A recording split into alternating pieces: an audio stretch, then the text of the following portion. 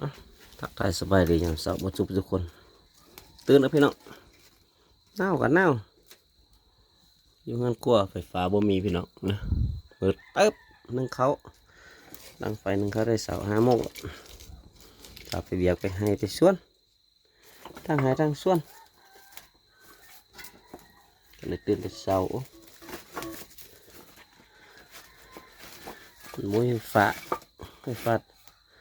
บ่มีเลยก็ได้ดับมืดอย่างเงี้ยงมขี้รวยอย่างเงี้ยงอเขาได้นี่แต่บ่เห็นหงเลยมันมืดพี่น้องมืดเต็บตอนนี้5 โมงไป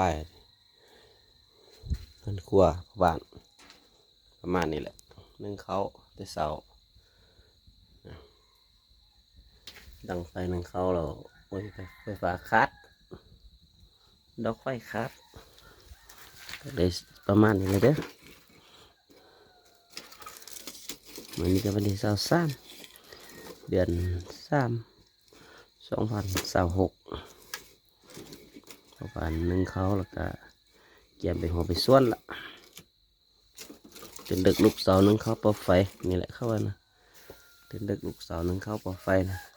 จะมัวเป็นซ่าจะอายทำกินจะมินเงินน้อยจะคอยวาสนาเอา